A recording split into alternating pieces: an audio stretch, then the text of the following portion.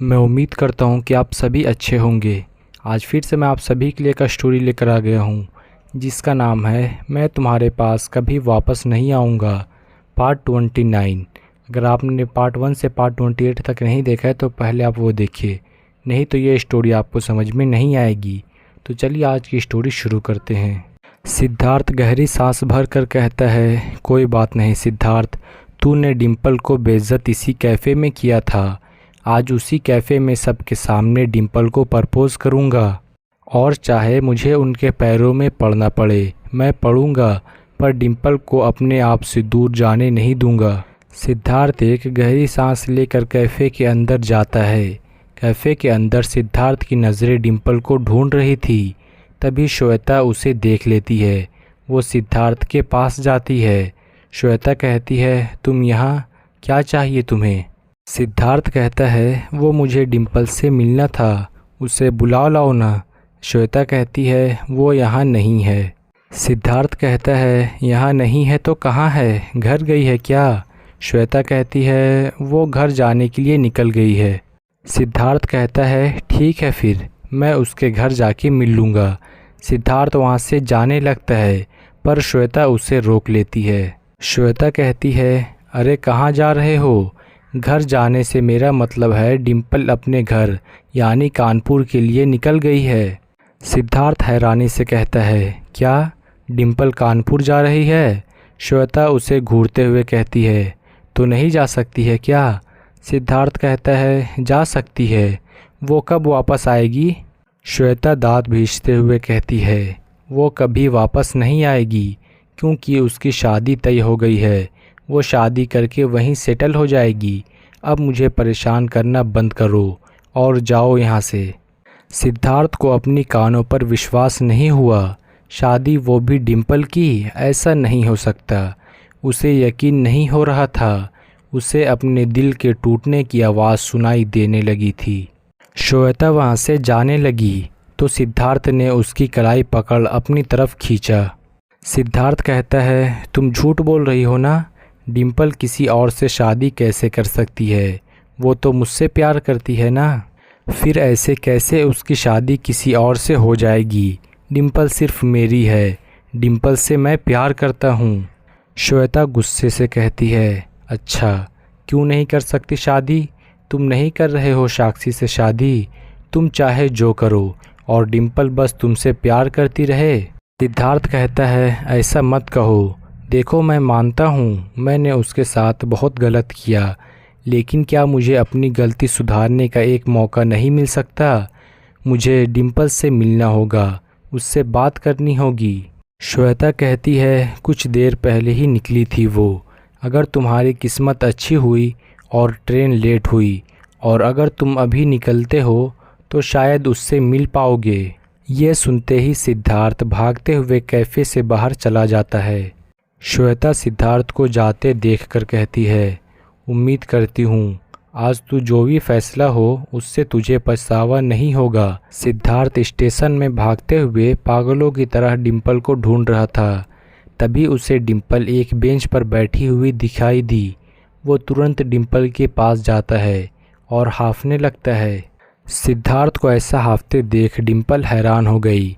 डिम्पल कहती है, सिद्धार्थ तुम यहाँ क्या कर रहे हो? सिद्धार्थ कहता है, तुम ये बताओ, ये मैं क्या सुन रहा हूँ कि तुम कानपुर जा रही हो और वो भी हमेशा के लिए?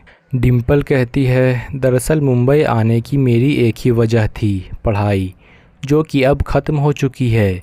अब जब वजह ही नहीं है तो मैं किस लिए रुकूं?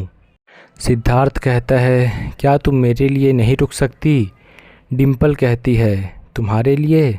सिद्धार्थ कहता है, हाँ डिम्पल, क्या तुम मुझे एक मौका नहीं दे सकती? डिम्पल कहती है, कैसा मौका? सिद्धार्थ कहता है, डिम्पल मुझे समझ नहीं आ रहा मैं कहाँ से शुरू करूँ, लेकिन मुझे नहीं लगता मैं तुम्हें एक दोस्त के तौर पर और देख सकूँगा। मैं जानता हूँ कि मैंने अपनी फीलिंग पहचानने में बहुत देर कर दी, पर मेरा यकीन मानो मैं मजबूर था। मैं चाहकर भी। डिम्पल उसे रोकते हुए कहती है, बस सिद्धार्थ, तुम्हें जो भी कहना था मैं सब समझ चुकी हूँ, तो अब तुम्हें जाना चाहिए। सिद्धार्थ कहता है पर डिम्पल। डिम्पल कहती है सिद्धार्थ प्लीज़ ये पागलों जैसी बातें मत करो, तुम्हारी सगाई हो चुकी है साक्षी से, उसके बारे में तो सोचो। सिद्धार्थ वो प्यार करती है तुमसे। सिद्धार्थ कहता है और तुम नहीं करती मुझसे प्यार। और रही बात साक्षी की, मैं ऑलरेडी उससे बात करके उसके शादी के लिए मना कर चुका हूँ और वो मान चुकी है। डिम्पल कहती है क्या तुम पागल हो? सिद्धार्थ तुम्हारे डैड वो तुमसे नाराज़ हो जाएंगे। सिद्धार्थ कहता है हो जाने दो नाराज़, मैं फ़ैसला कर चुका हूँ, चाहे कुछ भी हो जाए, अब मैं तुम्हें खुद से दूर जाने नहीं दूंगा। डिम्पल तुम दूसरों के बारे में क्यों सोच रही हो? एक बार हमारे बारे में भी सोच कर देखो, प्लीज़ मुझे छोड़कर मत जाओ। डिम्पल कहती है मैं इससे पहले भी सेल्फिश बनकर देख चुकी हूँ सिद्धार्थ, और उसके बाद क्या हुआ था मुझे अच्छे से याद है। मैं और सेल्फिश नहीं बन सकती, साक्षी ही तुम्हारे लिए सही है, वो तुम्हारे स्टेटस की भी है, तुम उसके साथ खुश रहोगे सिद्धार्थ।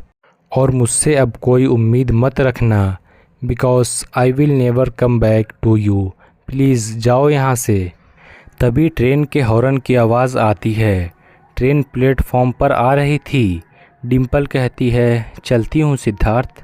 डिम्पल वहाँ से जाने लगती है, पर सिद्धार्थ के शब्द सुन उसके कदम वहीं रुक जाते हैं। सिद्धार्थ कहता है मैं तुम्हारे साथ अपनी पूरी ज़िंदगी बिताना चाहता हूँ डिम्पल, तुमसे प्यार करना चाहता हूँ, तुमसे शादी करना चाहता हूँ, सुबह उठकर सबसे पहले तुम्हारा हंसता हुआ चेहरा देखना चाहता हूँ, तुम्हारे हाथ का बना खाना खाना चाहता हूँ, तुम्हारे मुस्कुराते हुए चेहरे को देखकर ऑफिस जाना चाहता हूँ। थक हार कर जब मैं ऑफिस से आऊँ तो आते ही तुम मेरे गले लगो, ताकि मैं अपनी सारी थकावट भूल जाऊँ। अपनी हर मुश्किल घड़ी में तुम्हारा साथ चाहता हूँ, अपनी खुशी अपनी उदासी तुम्हारे साथ बांटना चाहता हूँ, तुम्हारे साथ बूढ़ा होना चाहता हूँ, तुम्हें अपनी बाहों में लिए तुम्हें देखते हुए मर जाना चाहता हूँ। डिम्पल की पीठ सिद्धार्थ की तरफ थी, वो खामोशी से उसकी सारी बातें सुन रही थी। सिद्धार्थ कहता है मैं ये सब चाहता हूँ डिम्पल, मैं तुम्हें चाहता हूँ, I love you Dimple, I love you. आखिरी बात तक आते आते सिद्धार्थ की आवाज़ भारी होने लगी। सिद्धार्थ इंतज़ार कर रहा था कब डिम्पल आकर उसके गले लगेगी और वो उसे अपनी बाहों में ले लेगा। ये सोचकर ही उसके चेहरे पर मुस्कान आ गई थी। वहीं डिम्पल, उसकी तो सांसें ऊपर नीचे होने लगी थी। ये तीन शब्द ही तो वो सिद्धार्थ से चाहती थी। इसके लिए आखिर वो कितनी तड़पी थी, टूटी थी। और अब जब उसने ये तीन शब्द सुने, डिम्पल को एक ऐसी खुशी मिली जिसे वो कभी भूल नहीं पाएगी। लेकिन उसने अपने आप को संभालने की कोशिश करने लगी। डिम्पल अपना चेहरा कटोर कर कहती है श्वेता के हाथों तुम्हें अपनी शादी का कार्ड भिजवा दूंगी सिद्धार्थ, हो सके तो ज़रूर आना। डिम्पल अपनी बात कहकर वहाँ से जाने लगी। वहीं ये सुनकर सिद्धार्थ के चेहरे की मुस्कान गायब हो गई। उसकी सारी उम्मीद टूट गई। अब उसमें और हिम्मत नहीं बची थी डिम्पल को रोकने की, क्योंकि वो समझ चुका था डिम्पल नहीं रुकेगी। उसके लिए ये इतना बड़ा सदमा था कि वो अपने आप को संभाल नहीं पाया और घुटने के बल गिर गया। उसकी आंखों से आंसू बहने लगे। वो बस बेबस सा डिम्पल को धीरे धीरे अपनी ज़िंदगी से जाते हुए देख रहा था। डिम्पल ट्रेन के अंदर चली जाती है। जाने से पहले उसने एक बार भी सिद्धार्थ की तरफ मुड़कर नहीं देखा, क्योंकि वो जानती थी अगर उसने सिद्धार्थ को देख लिया तो वो नहीं जा पाएगी। ट्रेन चल पड़ी। डिम्पल ट्रेन के अंदर आते ही रोने लगी। उसका रोना वक्त के साथ साथ बढ़ता जा रहा था। डिम्पल रोते हुए कहती है तुमने देर कर दी सिद्धार्थ, मैंने कहा था ना, एक बार देर हो गई तो मैं भी कुछ नहीं कर पाऊंगी, तुमने बहुत देर कर दी। वहीं सिद्धार्थ ट्रेन को तब तक देख रहा था जब तक वो उसकी आंखों से ओझल नहीं हो गई, और इसी के साथ वो चली गई। डिम्पल सिद्धार्थ की ज़िंदगी से हमेशा के लिए चली गई। 7 साल हो गए, लेकिन ना तो डिम्पल आई और ना ही कोई उसकी खबर। लेकिन फिर भी सिद्धार्थ उसका इंतज़ार कर रहा है और चाहे उसके पास कितना भी काम क्यों ना हो, वो आज भी उस कैफ़े में जाता है जिसकी वजह से वो डिम्पल से मिला था, फेरी कैफ़े। और इसके साथ ही रूही ने डायरी बंद कर दी। वो उस डायरी का आखिरी पन्ना था। मीना कहती है, बहुत बुरा हुआ, यहाँ हम झगड़ रहे थे कि डिम्पल सिद्धार्थ की होगी या आकाश की, लेकिन वो तो दोनों में से किसी की नहीं हुई, उसे तो कोई और ही लेकर चला गया। रूही ने मीना की बात का कोई जवाब नहीं दिया। वो बस खामोशी से उस डायरी को देखे जा रही थी। मीना कहती है, ओए तुझे कौन सा सदमा लग गया बहन, ये सिर्फ़ एक मनगढ़ंत कहानी है, तो इतना क्यों सीरियस हो रही है। रूही ने इस बार भी कोई जवाब नहीं दिया। उसके दिमाग में कुछ तो चल रहा था। अचानक से रूही ने डायरी खोली और उस आखिरी लाइन को दोबारा पढ़ने लगी। वो आज भी उस कैफ़े में जाता है जिसकी वजह से वो डिम्पल से मिला था। अगर ये स्टोरी आप शुरू से देख रहे हैं तो आपको पता होगा कि ये डायरी रूही को किसी अनजान आदमी ने दिए थे और वो आदमी कौन था उसके बारे में जानते हैं। रूही को उस आदमी की बात याद आती है। उस आदमी ने कहा था, मैं अक्सर यहाँ किसी को याद करने आता हूँ। रूही हैरानी से अपनी आंखें बड़ी कर कर कहती है, इसका मतलब मीना वो मनगढ़ंत कहानी नहीं है। मीना नासमझी में कहती है, क्या? रूही अपनी जगह से खड़ी होकर कहती है, मुझे जाना होगा। मीना कहती है, अरे पर जा कहाँ रही है? रूही मीना के सवाल को पूरी तरह से इग्नोर कर देती है और अपनी कार में बैठकर वहाँ से चली जाती है। मीना कहती है, ये अचानक से इसे क्या हुआ? फेरी कैफ़े। रूही कहती है, पता नहीं वो अपने बिजनेस ट्रिप से वापस आए हैं या नहीं। रूही कैफ़े के चारों तरफ अपनी नज़रें दौड़ा रही थी कि वो कहीं वो शख्स दिख जाए। तभी उसकी नज़र एक आदमी के ऊपर गई जो और कोई नहीं वही शख्स था। रूही तुरंत उस शख्स के पास जाती है। वो शख्स अपने लैपटॉप पर कुछ काम कर रहा था, साथ में कॉफ़ी भी पी रहा था। रूही ने कुछ देर देखा, फिर कहा, सिद्धार्थ।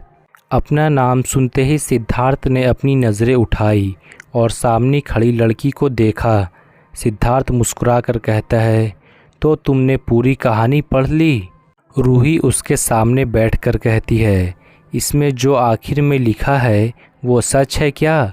डिम्पल कभी वापस नहीं आई? सिद्धार्थ कहता है, नहीं, उसकी शादी हो चुकी है। रूही कहती है, सच में? डिम्पल ऐसा कैसे कर सकती है? माना कि तुमसे गलती हुई, उसकी इतनी बड़ी सज़ा, वो तुम्हें माफ़ नहीं कर सकती थी क्या? ऐसा भी क्या ईगो जो अपने प्यार को माफ़ नहीं कर पाई? वो तुमसे सच में प्यार करती भी थी या नहीं? सिद्धार्थ कहता है, तुम जिसे ईगो कह रही हो वो सेल्फ़ रिस्पेक्ट था मेरी डिम्पल का। और प्यार तो वो मुझसे इतना करती थी कि मेरे खातिर ही मुझे छोड़कर चली गई। रूही नासमझी में कहती है, तुम्हारे खातिर? सिद्धार्थ मुस्कुराते हुए कहता है, डिम्पल के जाने के बाद तो मैं जैसे जीना ही भूल गया था। मुझे किसी चीज़ का होश भी नहीं रहता था। जब भी उसकी याद आती, छोटे बच्चे की तरह रोने लगता। जैसे अभी तुम कह रही थी, क्या डिम्पल मुझे माफ़ नहीं कर सकती थी? ये मैं भी यही सोचा करता था। क्या डिम्पल ने कभी सच में मुझसे प्यार किया था? ये सवाल खुद से किया करता था। मैं वजह ढूंढ रहा था, डिम्पल को भूलने की या उससे नफ़रत करने की, लेकिन मुझे कुछ नहीं मिला। फिर एक दिन मेरी माँ को मेरी हालत देखकर मुझ पर तरस आ गई और मुझे उन्होंने ये बात बताई जिसके बारे में मैं कभी सपने में नहीं सोच सकता था। रूही कहती है, कौन सी बात? सिद्धार्थ बताना शुरू करता है। शाम का समय था। सिद्धार्थ पूनम जी की गोद में सर रखकर रोया जा रहा था। सिद्धार्थ की हालत देख पूनम जी को भी रोना आ रहा था। पूनम जी रोते हुए कहती हैं, बस कर सिद्धार्थ, देख तूने अपनी क्या हालत बना रखी है और कितना रोएगा। सिद्धार्थ रोते हुए कहता है, मैंने माफ़ी मांगी थी माँ, उससे बहुत विन्नतें की थी कि वो मुझे छोड़कर न जाए, लेकिन वो चली गई। उसने किसी और से शादी भी कर ली। वो ऐसा कैसे कर सकती है? क्या वो सच में मुझसे प्यार नहीं करती थी? और अगर हाँ तो इतनी बड़ी सज़ा वो मुझे कैसे दे सकती है? पूनम जी कहती हैं, ऐसा मत बोल सिद्धार्थ, जितना प्यार तुझे डिम्पल ने किया उतना शायद ही किसी ने किया होगा। अब देख, तेरी खुशी के लिए तुझे छोड़कर चली गई। सिद्धार्थ हैरानी से कहता है, मेरी खुशी के लिए? ये आप क्या कह रही हैं माँ? पूनम जी कहती हैं, हाँ सिद्धार्थ, याद है उस दिन जब तेरे पापा की तबीयत ख़राब हो गई थी और मैंने तुझे जाने को कहा था, उस दिन डिम्पल घर आई थी। सिद्धार्थ कहता है, व्हाट? डिम्पल सिद्धार्थ के घर आती है? उसे देख पूनम जी हैरान हो जाती हैं। पूनम जी कहती हैं, तुम डिम्पल हो ना? डिम्पल हाँ में सर हिला देती है। पूनम जी कहती हैं, तुम यहाँ क्या कर रही हो? डिम्पल कहती है, मैं सिद्धार्थ के पापा से मिलने आई हूँ। पूनम जी परेशान होकर कहती हैं, क्या? नहीं नहीं, तुम उनसे नहीं मिल सकती हो। डिम्पल कहती है, आप कुछ भी कह लीजिए, मैं उनसे मिलकर ही जाऊंगी वरना नहीं जाऊंगी। पूनम जी कहती हैं, देखो। पीछे से सिद्धार्थ के पापा कहते हैं, कौन आया है पूनम? पीछे आ रहे महेंद्र जी की आवाज़ सुन पूनम जी परेशान हो जाती हैं। पूनम जी पीछे मुड़कर कहती हैं, कोई नहीं है जी। डिम्पल कहती है, मैं हूँ अंकल, मुझे आपसे कुछ बात करनी थी। महेंद्र जी डिम्पल को ऊपर से नीचे देखते हुए कहते हैं, पर तुम हो कौन? डिम्पल कहती है, डिम्पल, मेरा नाम डिम्पल है। और हाँ, कमेंट में बताइएगा आपको ये स्टोरी कैसी लग रही है। इसका अगला पार्ट कल आएगा। ये स्टोरी अब ज़्यादा नहीं बची है, बस 2 दिन में ख़त्म हो जाएगी। तो चलिए मिलते हैं फिर कल की स्टोरी।